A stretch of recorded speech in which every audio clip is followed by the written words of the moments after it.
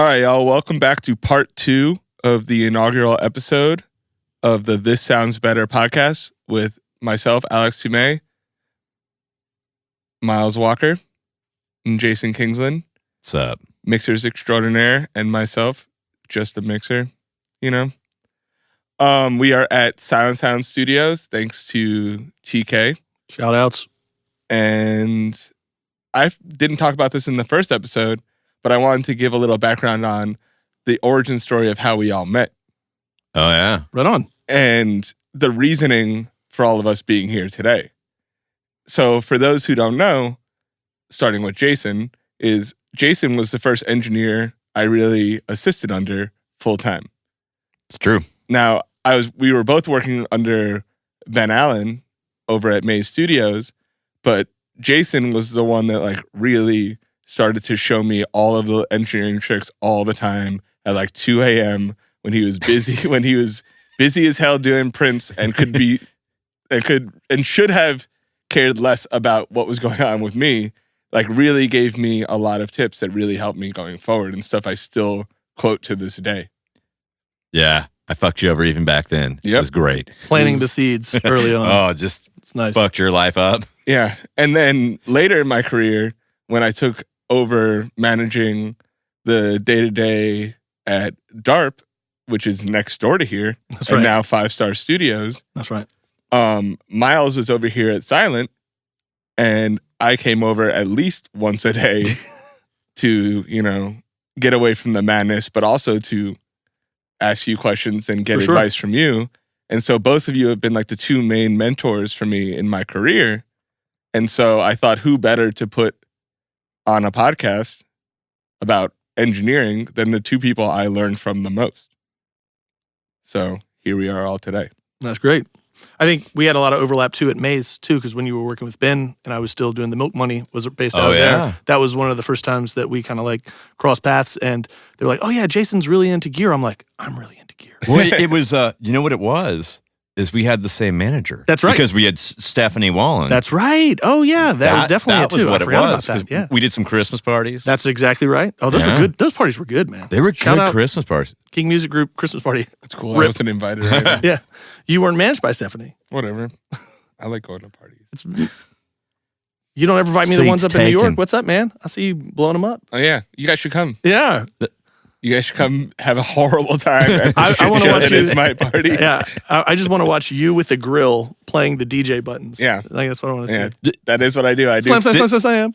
Did you get a full grill? Or is it just like a couple I got caps? these two teeth. Yeah, that's good. Did you That's get? great. Did you keep it representing to Atlanta and get him from Eddie's Gold Teeth? No, I got them from my friend Ree. Shout out Ree. Yeah, she's got. I have her potentially making a pendant of a Neve 1073 for me, made out of gold. Man, this podcast Oh. just got dark. I'm sorry.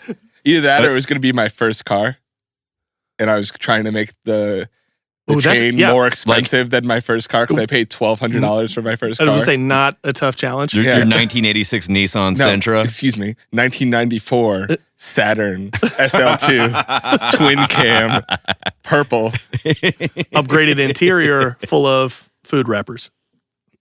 So in this episode, we're going a little bit more technical, but what I wanted to start off with was how do we start a mix? Because people don't know where to start now.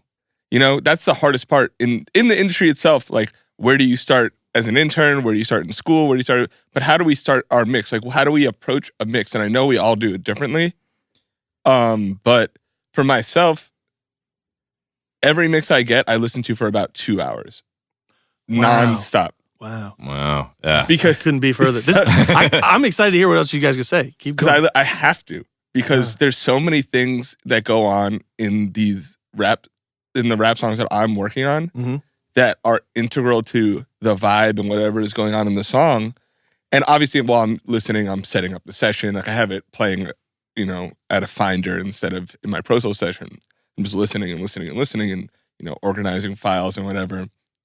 But if I want to remove, I don't know, the effects they did and do my own, I need to know exactly what effects they used and how. Sure. Because if you remove an eighth delay, it's over. They will never like your mix. Or if you use a different type of reverb, they're going to be like, where's the reverb we liked? So if I hear a plate, I'm going to use a plate. I'll just use my plate. Sure, You yeah, know? yeah. Right. And so like those are the things that listening for a really long time before I start saves me time in the long run. Because Nice. if I do it my own way, after 1 or 2 listens, I have a question about that specifically because of that process. When you have your setup where you're working at home, through your monitor selection, do you ever have the rough mix constantly going on a listen so that you can toggle it in, or do you not do that? I don't do that. Okay, all right, Yeah. cool. See, that makes a lot more sense to me because you spend so much time listening to it ahead of time. Once That I makes move sense. on, I don't go back. Okay, I will I say got that you. until the very end. Okay. And I just want to make sure that through some, convincing of myself, I did not do a worse job than what they started at. I understand. That's such a bad feeling. It's such a bad feeling. Yeah, And that's it's such- happened. It's happened. Oh, yeah, It doesn't absolutely. happen often, but there are some times when you just mix yourself to death and then you play the rough mix and you're like, well, that's better than what I did. And you got to like just wipe it clean and start over. Yeah.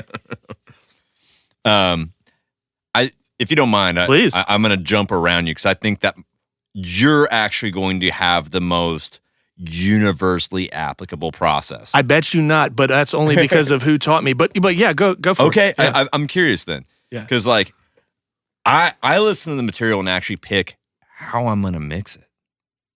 Like Oh, I okay. actually All change right. process to the material. That's nice. I was just doing it this week. Where like sometimes I'm in the box, like 100%. No summing, no gear, Okay, all cool. in. Very cool. Sometimes I'm in a summing rig. Right. Sometimes I'm on a console. I got you.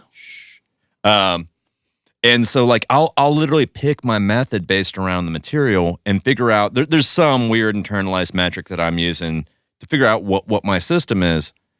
But I will say that I very rarely am templating mixes. I don't have a basic Okay. template that I'm loading up. I'm not like actually like checking my like, oh my God, like if my vocal doesn't have the UAD 1073 with Right. it's like to me it's all too bespoke to the record. And I kind of have some vibes I know I like, but it's not one vibe that I know I like. Mhm. So Sure, like yeah. I will very much try and cut the entirety of the process based around what I think is going to give the best result for the record versus how much time and money they have. Mhm. And so that's kind of how I get started. But I tend to not listen to the rough mix 20 million times. I listen to it a couple times. I'll get in the kind of spirit of the track. And then maybe I will reference it occasionally. Like if I get into I'm probably the interim of where you're at. Yeah. Like I'll more reference it when I'm mixing. Like I do the thing that you're talking about where I've got the Another listen? rough mix Yeah. on like an alternate monitor input. Yeah. And then like I'll check it out and basically like figure out like, oh, okay, were they doing some specific thing here? Like, how is this? Like it's usually more of like, how is the music supposed to function here? Like what's the highlight Right. in this section? What's the feature? What's my balance supposed to be like? Do I think I could make their balance better? Do I think I could, tailor mine to be more like theirs? Whatever. And then I'm basically kind of bouncing back and forth between there until usually like 40% way in the mix, no more rough mix, and then I'm just going for it. And I spend more of my time, by the time I'm actually getting the mix going, I spend more of my time on automation. Once Gotcha. I'm 40% Okay. in. That's my thought on how I get started. Very cool. Mine You- is probably different. You probably were not expecting this one, but it's basically because of I learned from Leslie Brathwaite, and this is the way he approaches his stuff too. And just through osmosis, I picked up on it. And even though we mix different styles of music, it works really well for my style of music, probably for the same reason. I don't listen to the rough mix save more than once, but I do constantly have it going on a listen so that I can pop in and check it, Right. while monitoring. That's super important for me. But I don't like to listen to it more than once, and that's like tops. Usually I do like verse hook, and I'm like, I got what you were going for. Bye. And that's where it stops. But being that I work on a lot of dance music, a lot of these producers have spent a tremendous amount of time working on their track. Their sonics and their synths is like basically their signature. Right. But now, dance and pop music has such a big vocal line. Well, pop music always has, but dance music has a pop vocal on it. So that's where they're not as dialed into how it's functioning for the song. They're Right. like, I'm doing my thing on my synths, cram this vocal on top. Right. So my mix process is completely the opposite. I shut off all the music and I mix the vocal a cappella completely. Full, level, everything. Automations, reverbs, EQs, Right. everything like that. Then I bring back in their drums, balance the 2 together, and then their bass, balance the 3 together, and then one at a time every synth they use in level of importance until everything's back in. So it's basically reverse karaoke. Because no disrespect to guys that like to start with the track and build that up and get it knocking, but then you're like, let me cram this vocal on top, and I'm like, that's karaoke music to me. You're putting a vocal on top of something that exists. For me, every time I bring in a new instrument, if I hear it competing with the vocal, the instrument is going to get the change first because I know that vocal is working. And when I'm done, basically the vocal is very nice and present, and that's the change often that my clients are looking for. Is like, listen, we were pretty happy with the track. If you can keep that feel going, we're going to be great, but we just need like a lot more clarity on the vocal. So that's my whole approach, is just do the vocal first, then you know it's going to be the clearest because there it is. I will say that what you described as far as like process of actually starting to work on the track is close to what I do. Oh, nice. Same, actually. I Nice. I don't start with the vocal a cappella is the only difference. I start with the drums in there. Yeah. And I kind of get that balance going, and then I bring everything else in. But and only because, like, again, in rap, the 808 is so important, and it's like that will function the whole and tune. I get that. That's really, like, honestly sometimes more important. And yeah, I get it. No, I get that. It just is what it is. But I do use a template, unlike Jason. I don't think you do. The only thing I use in my template is routing-based stuff. So that's that right. mine is almost 100% for routing, except for like 3 plugins I know I'll at least try first. Sure. And a lot of times they don't make it, but they're there. Right. And and it's just a time saver, because I know you guys are different from me in this, where sometimes I'm getting 8 tracks a day. Right. And they're due tomorrow. Yeah, and so like if I'm saving an hour and a half. Saving an hour and a half? Yeah. Here's one thing I would say about that, right? Like, there's a reasonable amount of difference between different varieties of 808s or different, like, bass synths or different E-kicks or whatever. But there's still some basic starting line of, like, the qualitative quality of probably the sample that's happening. Oh, yeah, definitely. Like, your baseline of, like, this sounds pretty good on, like, 20 different 808 packages. They're all not leagues apart. It's not like, oh my God, I don't know how that's recording, versus like, holy shit, this is amazing. Yeah. Or like, I have gotten like drum set recordings like, oh. Yeah, I can imagine it's across the board. Holy fuck. I can't, you did that, huh? All right. This is what we're doing. Yeah, this is what we're doing, guys. What we're doing. And so like, I definitely feel like that there's more of an ability to template.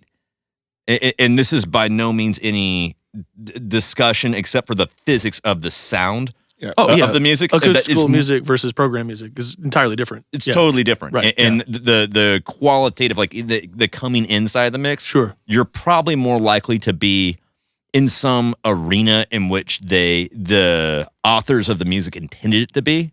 Like the producers on like a dance track, when you get it, they intended to kind of be in some ballpark like that. And they work very hard on They work very hard. Yeah, it's mixed to the producer. That's exactly right. That's one thing that you always had. Like, you have to the respect people that did it. Yeah, it's mixed. Yeah, they thought it was coming out. For sure. And like frequently, I will get records that people are like, "We've abandoned this. We have no idea what the fuck to do with this at this point. Holy shit! Can we please get this done somehow in some quality way that's gonna reflect what our intentions are, even if the recording doesn't necessarily fully establish that, And I do feel like that's maybe the difference of why when I've been working with templates before, it's kind of just it's a waste of time. Been a fucking waste of time because I've got to cut it to what the deficiency of that specific song is, anyways. Yeah, I view my template as a toolbox. Yeah, right. And I give the template itself, I actually don't import template. I just import session data and I select what I want. Yeah. That's nice. Because there's a lot of tracks I get that are just drums and one synth. You know what I mean? Lately, it's because people are using like the loop makers. Yeah, right. You're getting one combined synth stuff. part that's all combined. Yeah. Right. So really all I need is my instrument bus and my drum buses and the vocal stuff. Sure. And that's not a lot. That's a few auxes, and that's about it. Here's a question for you guys. Are y'all using the track presets? Well, here's what's interesting, actually, based on my technique, is I use summing, as you know.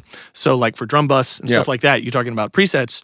I don't have presets, but I have pieces of gear with a setting that I like, and Yeah. I'm using that piece of that you gear mix into. through my routing. So is that a track preset? I don't know, but I know I like the way it sounds on that instrument or that group of instruments. I'm and, about to be a lot like you with all my new stuff. Yeah. Which is still not up. And Stuff is great. And I'm very excited about. Stuff but, is great.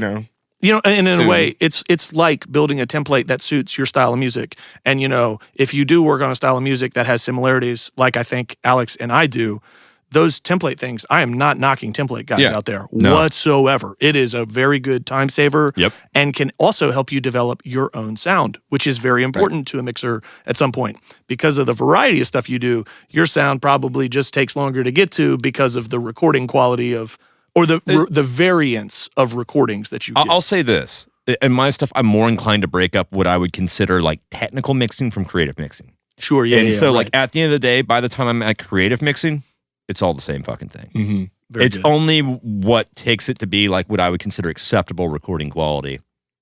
Yeah, there's phases. That takes the time. And sometimes I just don't treat those as the same thing at all. And another thing that me and Miles experience a lot more than you is Pro Tools sessions that feel mixed, where we just had to commit everything they did to build keep around going and build around it. Like it's like, okay, cool. Well, you put 400 plugins on the vocals, and if I take those off, they're never not the getting vocals anymore. Right. Those like if I take this effect off that's on the vocal track and not on an aux, for whatever reason, even if I put it on an aux at the same level and percentage, it's not the same. It doesn't sound the same. That's right. And I did that a lot with the Future and Juice WRLD project recently, because the engineer put the delays on the tracks, which is what he wants. Future loves it like that. He likes to hear it specifically and like be able to tweak each track just a little bit, and that makes him record better. Sure. Right. Yeah, right. What you get. And that's what's important. I'm not important. So I'm just like, okay, cool. Print all this, get it down, and now I'm just going to EQ, compress, and do like the sonic part of mixing this vocal to make it how I want it. Right. Yeah, I mean, nowadays with people's recording and production techniques involving mixing at those stages very heavily, you have to honor those decisions before it comes to you as a mixer, because sometimes you might get a project where they're like, look, we need a whole new perspective. But in my line of work, and I'm guessing in Alex's, it's more like we need the best version of this. We don't need a whole new perspective unless they clearly state that up front. So that's exactly what I try and do. I try and work within the parameters of what they've got and, how can I help them make it even better. I will say that on records that I get that vibe of the enhance this. Yeah, sure. Enhance where this is at. Just truly like do the finishing carpentry on our frame that we've created here. That's what I will do the first song. That's great. And likely I will be templating the remainder of that based off the first song. Definitely. Yeah. Speaking of using compression and sonics and all that, and what we like to use on these mixes, let's talk about something that none of us ever use unless it's part of a production choice. Right, exactly. I was going to say, I use it a lot, but it's definitely a production choice. That's right. And that is sidechaining. Everybody asks about sidechaining all the time. I would say here are the two things that I've been asked about most, literally right now, as we're talking. Sidechaining and mixing in mono.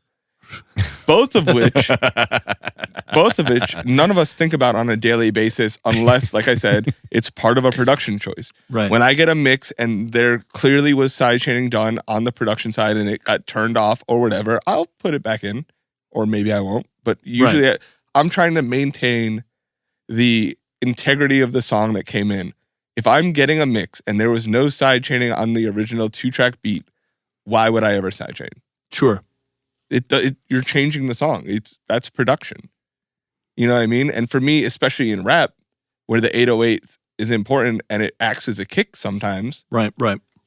Why would you sidechain? Why on earth would you ever do that?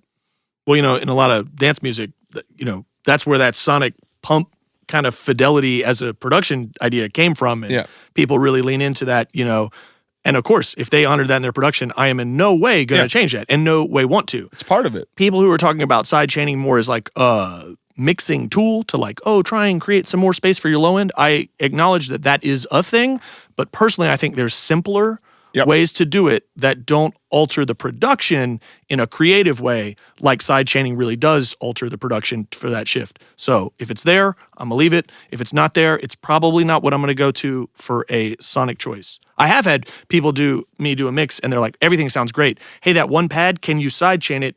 We just didn't do it, but it would be nice to hear that movement. And I'm like, definitely. Yeah, but that's not 100%. something I would have naturally given them on the first pass if I didn't hear it in their record first. Well, I'd also say this, like philosophically about sidechaining. I feel like for a lot of people who are beginning the process of learning how to mix, to like begin the process of knowing what it is to engineer records, all that stuff, there's a lot of steps that can be involved on sidechaining. There's a lot of fancy ways that you can kind of do it. And the perception that like there's a lot of moves involved with that kind of almost makes it feel like you're really doing some shit. You know what I mean? Like, oh man, like, dog, check this shit out, because like now I've got like a double sidechain bus and like my kick is sidechained to the bass, and then the two of them sum together and they're ducking out the synths on like a different way. And it's like, yo, that's too much shit. Yeah. Like just intellectually to me, like I don't think like that when I'm mixing, because to me that's not how I creatively like to think about music. And technically, it's too many fucking moves. Yeah, I'm Also, lazy. It's not. I'm a lazy It's fucker. really not a musical approach right. to music. Sure. It's a very sciencey thing that like Right. you have to get the timing down too. Like people are just doing it, and there's a timing thing to it because it's tempo based. Like it's And also to be even more complex, latency. You know, a lot of systems, especially like Right. Pro Tools, that is in HD, doesn't have latency compensation for sidechain, which basically means your pump is getting like off kilter a little bit, and it's like, I get what you were going for, but that's not actually what you were going for, and that's just a functionality of the software, Right. not of like your idea process. So, you have to consider all those things if it was going to be a decision you'd make. And like you said, if you have to get the bass talking to the drum group, which talks to the synth, maybe talk about your arrangement before talking about sidechain. Right. Or and I think at the end of the day, it's just like, if you're trying to do this to make everything have impact, there's 50 different ways to do it. Sure. That just seems to be like the most like, oh shit, like I'm going in on this one. Buzzword. Yeah, like well, it's we were talking about it last time because we talk about this a lot. We talk like last time we talked about sidechaining, and it's a product of the democratization of learning, and like people are learning on YouTube, and and it's an easy buzzword. It's an easy way to seem like you know what you're talking about on the internet, is to be like sidechaining, and it looks real cool, and it's very like there are steps, you need like a key, you need all that. It's like, yeah, okay, but did it sound better? Yeah. I don't know that it did. And like people take what they're seeing online as gospel, and it's not. You have to see what actually sounds good and trust your ears a little bit more. And I think that's where it comes in, is like these kids that are trusting these YouTube engineers and YouTube producers, like, which this is going on YouTube. I was like, unless we're talking about this. Yeah. They try it out. Like really listen and say, did this sound better than before? Yeah. And that's the thing, is like, I will say this, that as much as I'm bagging on it, and I think it's like what I would quote comment section engineering, and I think you guys know what I'm talking about. And I definitely see a big flame thread somewhere on the internet based around the statement. But at the end of it, someone's making it work. Yeah, right. Someone's able to Exactly. like crush it with it. And like I'm looking at it and just being like, fuck that. But that kid's able to crush it, and God Go for bless. it. Go Good for for it. you, man. Right. Do it. There's just been some really other great tools, especially recently, that I think have come out that do the same thing, simpler, like dynamic EQ we talked about a little bit. Yeah. It can help you do some of the same things without the additional steps of the key and the routing and so on and so forth. And even some of the like, we're all getting replaced by the AI mixers that are coming out here. It's coming. Yeah, right, exactly. Yeah. But even Isotope has some things that like will let two plugins speak to each other and just look at the frequencies that overlap and calculate for masking. You know what I mean? It's all functionally things you can do with sidechaining outside of the creative realm of the effect, but you might not need to if you just think a little bit about your approach and, listen and use your ears. You can kind of get to the same point yourself, I think. Yeah, I agree. So there's sidechaining. And then like I think that like the other sidebar of that is that like, so coming off of sidechaining, compressing Sure. Because Yeah. like in a lot of ways, like sidechaining to me is the tool of like if that is your go-to tool, to me that is not necessarily indicative of, but can be very indicative of. I don't understand how EQ and compression actually works in a mix. Yeah. Sure. And so I think that like talking about like, yo, dog, we got to compress that shit. It's probably like a reasonable discussion point too. And like, how do you think about compression as a mixing tool, and what are you using it for, and in what application are you using it? Quick question for you, because this is what we talked about in our lecture, and you gave the most comprehensive definition of compression for everybody there. So I would like you to give that definition once again. I'm going to give you a real shocker here, Alex. Okay. I don't remember what I ate for fucking lunch, let alone like what I said in a lecture like 8 months ago, but I think I can roughly paraphrase it. That's fine. Is compression to me, in the most basic of sense, it is basically automated gain control with some variety of time constant control, meaning that like when I cross X level, I will then, a device will modify gain, right? Based around a parameter of time. So how fast it comes on and how soon it is going to release that. Algebra right? music. Algebra music. Yeah, that's right. I don't think of it like that, like fucking ever, but that is But that's technically what it what is. it's No, doing. that's right. That's a good point. But when you start, you should think of it like that. Right. When Yeah. you're starting, and that is pretty much the definition. So, congratulations, you did it. Huzzah. But okay, so but like as a mixer, practically to me, with compression, it's something I literally every year think on it differently, like to approach it differently, and like shit that I hated, like fucking hated as a dude even 5 years ago. Now I'll like look at it and be like, man, I was really fucking dumb. That was where it was at. Right. I just didn't understand the practical application of it. How are you guys using that as a tool in a mix? Like, how are you thinking of it? Well, I think another thing to point out is when you use compression creatively, it also, you got to really consider your source, because when we work on a lot of programmed music, those sounds have been compressed Yep. To all hell. incredibly heavily And then compressed before, again. yeah, exactly, before it even gets to you. Right. So for your natural instinct to be like, I think that needs compression, you might be just saying something needs to happen to this. Yeah. And that's a fine statement, but like Figure it out. consider the fact that that snare sample has been compressed, limited, so on and so forth. And like, if you compress it more, it certainly will sound different, but it might not be. Compression is the answer here. Where I do feel like in acoustically recorded signals, live drums, guitars, so on and so forth, things that don't have compression applied to them on the input, or maybe not a ton, the opportunity to compress to help even that level out and help it function more in the mix, that can be a stronger creative, or not even creative, but a helpful sonic tool. But when I get stuff that's been heavily squeezed and I can tell it's been squeezed, Yep. Yeah. it's not my go-to sonics. It is not. Every rap drum kit sound has Right. been optimized and they're usually Normalized. Yeah, they're normalized and limited, and then remixed, and Brick then like wall. a new engineers come in and like helped, and then like every time there's a new mix and the producer likes it, they ask the engineer to make samples. I've done them. Like I did them for right. like a bunch of the kits that are out right now that are all like bastardized versions of some kit I made for Ricky Rax back in the day. You know what I mean? Shout out Ricky Rex. Yeah, shout out Ricky Rax. But like we sat there and we did this, and then somebody else also did it, and then somebody else also did it, and like these producers are happy with their drum sounds too. Like that's their signature today. It's the voice. And so definitely. like me going in and throwing compression, sidechaining or not onto their drums is insulting Yeah. to them. Well, I guess what I suppose I mean is like compression as like because like you're probably compressing a vocal. Now, again, you Yes. talk about an acoustical signal. I do think there's room for effort on a vocal for it to be compressed to like, bring energy, to level it out a little bit, because again, that's an acoustical signal. With the program stuff, that's where I lean away from it first. I'm compressing a vocal. You can believe that.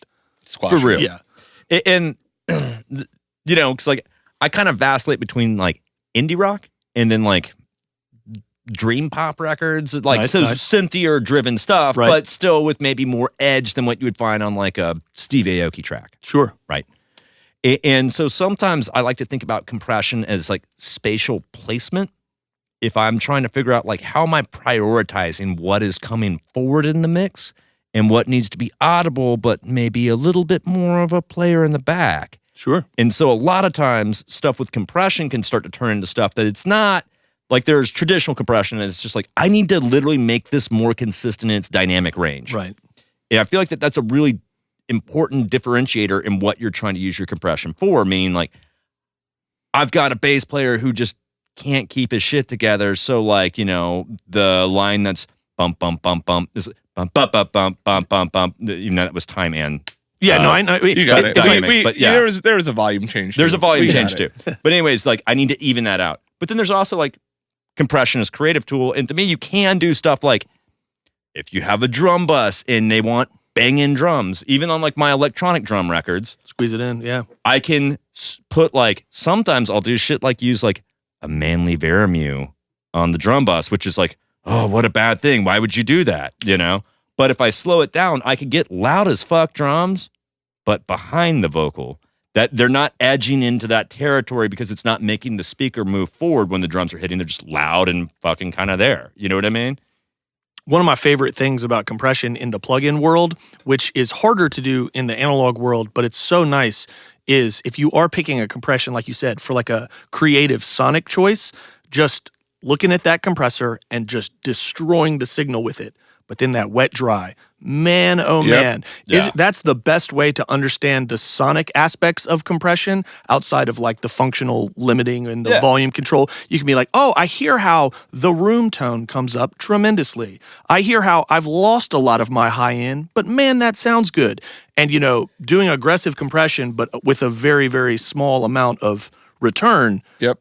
Can be a fantastic way to get those creative colors in there, but not just destroy your signal if you're overusing it. I will say on almost all bus compression that I am doing, either just the drums or the whole mix or all the vocals together, it is a percentage, a small to medium-sized percentage of the whole single. Especially now on my mix bus, I don't think I think. Oh yeah, I think if I don't think I compress the whole signal anymore at all.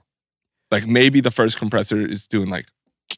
And I should have prefaced that I'm referring to parallel almost exclusively. Oh, well, you see, that's good because I do think that's a great way for someone who's trying to come up with compression to hear the results drastically. Because the other thing you hear online is don't compress more than 2 or 3 dB. And that's fine. I don't disagree with that, but in some cases, but it's going to be hard to hear the subtle nuances of that. Whereas if you go super hard with the setting, but then wet dry it in, you'll start to understand a little bit more what it can do for you and when it's the right tool to pull into your mix. So, but none of you guys print with compression on the mix.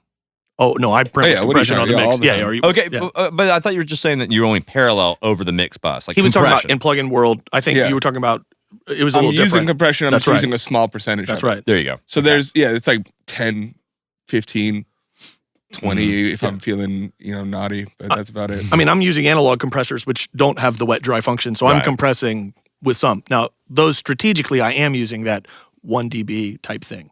But again, it's different. All right. I will say, we went really in depth there, and so maybe we should save the last 2 parts for episode 2 of the podcast. Word. And wrap up part 2 of 3 of the That Sounds Better podcast with myself, Miles Walker, and Jason Kingsland here for the inaugural episode at Sound Studios. Thanks to TK.